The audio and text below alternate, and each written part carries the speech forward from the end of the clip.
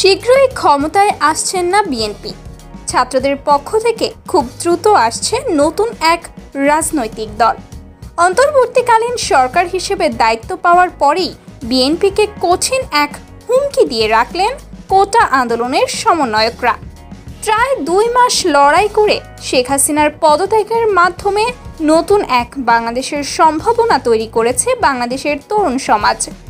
শেখ হাসিনার পদত্যাগের পরেই নতুন করে নির্বাচনের জন্য চাপ সৃষ্টি করে আসছে বিএনপি, আর তা নিয়ে চলছে নানা সমালোচনা।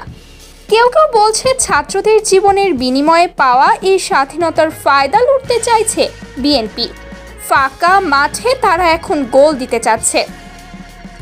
আবার কেউ কেউ বলছে আওয়ামী লীগ কিংবা বিএনপি এই দুই দলই ক্ষমতা পেলে স্বৈরাচারী হয়ে ওঠে, প্রতিশোধের লড়াইয়ে নামে তারা।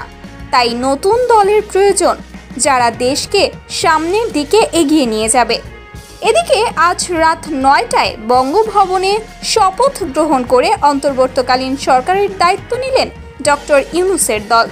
আর শপথ নেওয়ার ঠিক পরেই কঠিন ঘোষণা দিলেন কোটা আন্দোলনের সমন্বয়করা।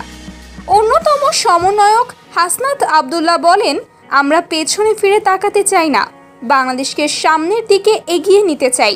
তরুণ হিসেবে আমরা যদি রাষ্ট্রকে ভালো অবস্থায় নেওয়ার মতো অবস্থা তৈরি করতে পারি, তাহলে নতুন কোনো রাজনৈতিক দলের আবির্ভাব হতে পারে। তার এই বক্তব্যের মধ্যে স্পষ্ট বোঝা যায় শুধুমাত্র 3 মাস নয়, দীর্ঘ পরিকল্পনা নিয়ে এগুচ্ছে এই অন্তর্বর্তীকালীন দলটি, যারা সামনের নির্বাচনে নতুন দল হিসেবেও নির্বাচন করবে এবং বিএনপি আওয়ামী লীগের প্রতিপক্ষ হবে।